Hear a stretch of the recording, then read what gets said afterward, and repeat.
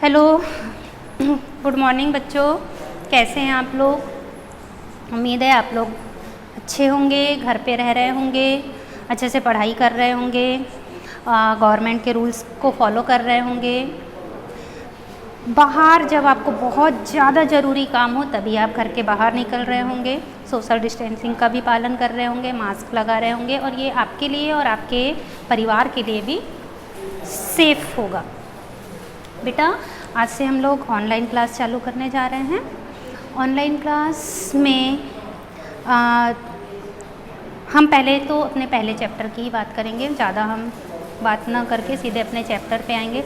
उसके पहले बेटा ये है, इसका जो सिलेबस रहेगा या इसका जो ब्लूप्रिंट रहेगा बिल्कुल 11th के हिसाब से रहेगा। जैसा आपने 11th में पढ़ा है, जैसे आपको पेपर आते थे, बिल्कुल पैटर्न वही रहेगा।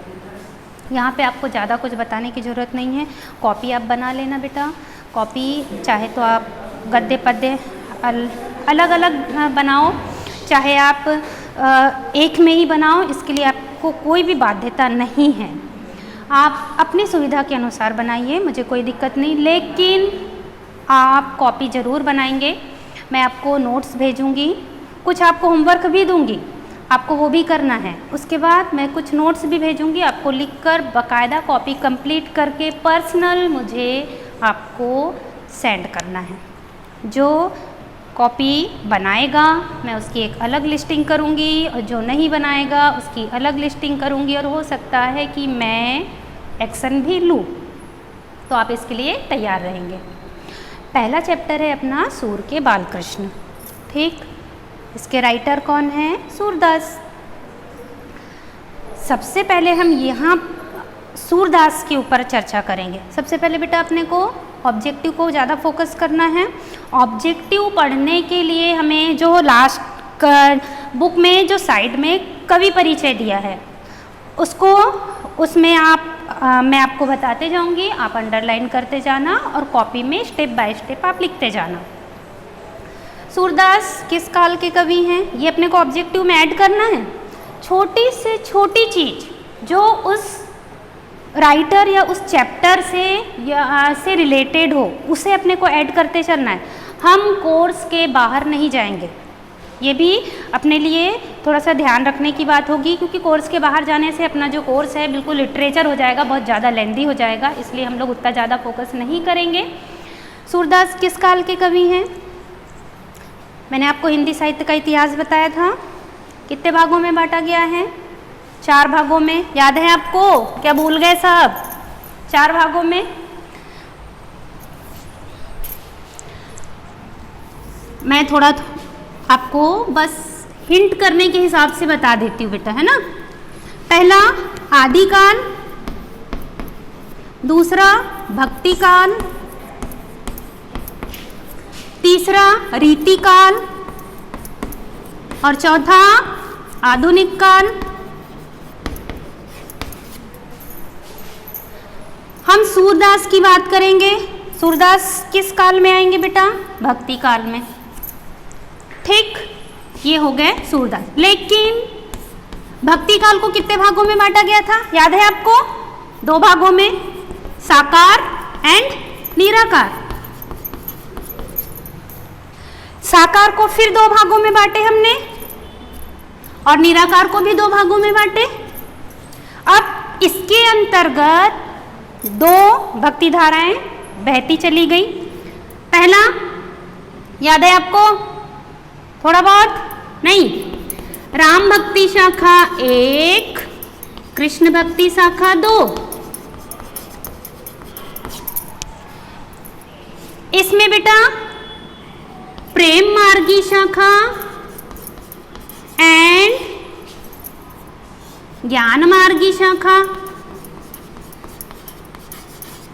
इसमें आपको एक उदाहरण सबके पता होने चाहिए कि किस भक्ति धारा में किस कवि को रखा गया। राम भक्ति शाखा में मुख्य रूप से कौन? तुलसीदास। कृष्ण भक्ति में कौन बेटा? सूरदास एंड मीराबाई, ठीक। प्रेम भक्ति में कौन? मलिक मोहम्मद जायसी,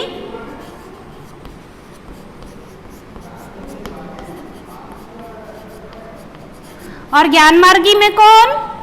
कबीरदास। इसमें भी हम पूरा डिटेल में नहीं जाएंगे। अभी हमारे लिए सबसे ज्यादा महत्वपूर्ण कौन? सूरदास। ठीक, चलें कवि परिचय की ओर। सबसे पहले आप ऑब्जेक्टिव में यही बनाएंगे कि सूरदास किस काल के कवि हैं? भक्ति काल के। अब वहां पे आपको पूरा भक्ति काल को पूरा डिवाइड कर देना। भक्ति काल के सगुण भक्ति धारा के कृष्ण भक्ति शाखा के कवि। ओके, फिर ऑब्जेक्टिव में सबसे पहले इनका जन्म लिख लेना। इनका जन्म कब हुआ था? विक्रम संवत 1535। और यदि हम सन की बात करें बेटा 1478। इसमें चूंकि यहाँ पे बेटा सन में भी दिया है, विक्रम संवत में भी दिया है, तो हमें दोनों डेट हो सकता है जो ईयर है हमें याद रखने में प्रॉब्लम हो। तो इसके लिए हम क्यों ना अपना 57 वाला फार्मूला लगाएं। विक्रम संवत में से यदि हम 57 माइनस कर दें, जो ईयर है उसमें से 57 माइनस कर दें, तो हमें सन वाला ईयर मिल जाएगा। और सन वाले ईयर में यदि हम 57 प्लस कर दें तो हमको विक्रम संवत मिल जाएगा। तो आप कोई भी एक ईयर को याद रखना, तो ये 57 वाले फार्मूले से आपको जो दूसरा ईयर है वो अपने आप याद रहेगा। तो आपको ऑब्जेक्टिव में क्या बनाना है? तुलसीदास का जन्म कहाँ? दिल्ली के पास सीही गांव में। विक्रम संवत भी डाल लेना, सन दोनों में हुआ था।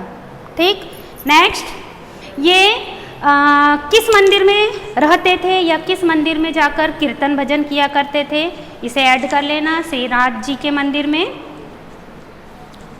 इसके बाद इनकी मृत्यु की हम बात करें तो मृत्यु पे अपने को बेटा ज़्यादा फोकस नहीं करना है, ज़्यादा फोकस अपने को जन्म पे करना है। इतने सारे सन याद रखते रखते तो हम पता चला किसी का सन हमने किसी में जोड़ दिए, तो इससे ज़्यादा अच्छा होगा कि हम जन्म याद रखें। और जो मृत्यु है जनरली एग्ज़ाम में नहीं पूछता है। इसके बाद इनकी रचनाओं पे हम चले। इनकी 3 प्रमुख रचनाएं जिस पे हमें ज़्यादा बिल्कुल रट लेना है बेटा, इसे हमें मिट्ठू तोता की तरह।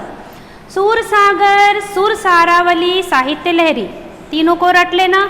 ऑब्जेक्टिव के लिए तैयार रहना। यदि आपको विकल्प में आएगा, क्वेश्चन आएगा निम्नलिखित में से कौन सी सूरदास की रचना नहीं है, इनके यानी ये तीनों रहेंगे और इसके साथ एक रहेगा जो इनकी रचना नहीं रहेगी।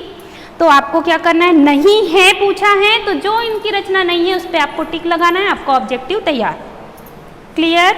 नेक्स्ट आप बनाएंगे बेटा इनके काव्य में वात्सल्य भाव, माधुर्य भाव और साख्य भाव, तीनों की त्रिवेणी बहती है। त्रिवेणी हमने क्यों कहे? वात्सल्य, साख्य और माधुर्य, ये तीनों भाव जब इनमें ऐड हो जाएंगे तो ये तीनों मिलके हो गया त्रिवेणी। इसमें अब वात्सल्य भाव क्या है, याद है कुछ? वात्सल्य हमने रस में पढ़े थे, याद होगा आपको। वात्सल्य रस 10वां रस। ठीक, इसमें माता पिता के जो प्रेम है, पुत्र या पुत्री के प्रति जो प्रेम है, मतलब एक गार्जियन का, पेरेंट्स का अपने बच्चों के प्रति जो प्रेम है वो कहलाता है वात्सल्य। तो चूंकि सूरदास की जो रचनाएं हैं इसमें उन्होंने कृष्ण के बालपन से, उनके जन्म से उनका पूरा वर्णन किया है। तो इसमें क्या होगा, जब वो बच्चे के बारे में बताते हैं तो जाहिर सी बात है उसकी माता के बारे में, उसके पिता के बारे में बताएंगे, तो इन दोनों के प्रेम को वहाँ पर वो बताएगा। इसलिए यहाँ पर माधुर्य भाव हमें वात्सल्य भाव हमें दिखाई दे रहा है। क्लियर? फिर उसके आगे बेटा साख्य भाव। साख्य भाव क्या था? साख्य का मीनिंग सखा, सखा मतलब मित्र। तो सूरदास ने कृष्ण को किस रूप में मतलब अपनाया है? सखा के रूप में, मित्र के रूप में। यहाँ पे उन्होंने ईश्वर नहीं माना है, यहाँ पर उन्होंने अपना मित्र माना है और उसी रूप में उनकी रचनाओं का निर्माण किया। ठीक, तो कौन सी त्रिवेणी? वात्सल्य भाव, माधुर्य भाव एंड एक और साख्य भाव। ठीक, नेक्स्ट बेटा अगला क्वेश्चन। बात यदि इनकी भाषा पे करें कि सूरदास की जो भाषा है वो क्या है, या सूरदास ने जो कविताएं लिखी है वो किस भाषा में लिखी है। तो याद कीजिए, ट्रिक बताए थे हमने आपको, तुलसी से कंपेयर किए थे, तुलसी सूर, याद है कुछ। तुलसी का संबंध राम से, राम का जन्म कहाँ हुआ था, अयोध्या में, अयोध्या की भाषा अवधी, मतलब क्लियर। तुलसीदास की जो कविताओं की जो भाषा है वो क्या मिलेगी अपने को, अवधी। हाँ, जरूरी नहीं, अवधी के साथ साथ हमें अन्य भाषाओं के शब्दों का भी प्रयोग मिलेगा वहां पर, पेवर अवधी नहीं मिलेगी, क्लियर।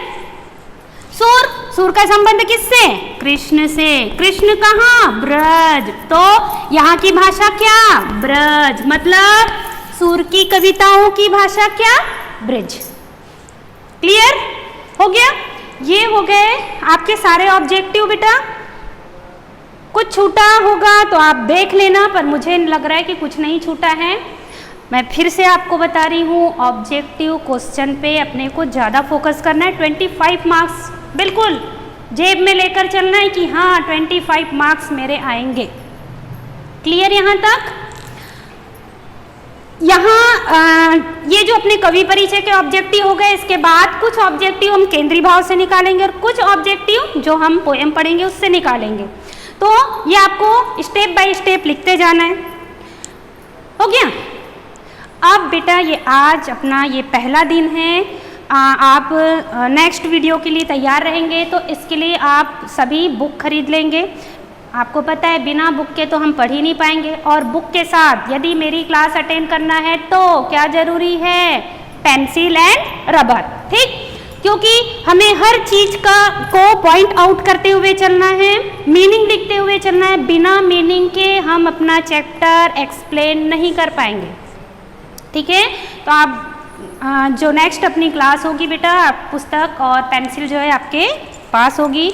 फिर से मैं एक बार और बता दूं, आप रिवाइज करते जाना, और जब अपना चैप्टर एंड होगा कुछ मैं आपको होमवर्क दूंगी, इसके लिए आपको चैप्टर्स अच्छे से ध्यान देना पड़ेगा, और होमवर्क आप कंप्लीट करते चलेंगे। उसके बाद जो आपसे नहीं बन पाएगा उसके लिए मैं नोट्स आपको भेजते जाऊंगी, आप लिखते जाना, और इस प्रकार से आप मेरे साथ साथ अपनी कॉपी जो है वो कंप्लीट करते हुए चलेंगे, ताकि आपको बाद में ऐसा बर्डन टाइप ना आए। ओके, थैंक यू बेटा।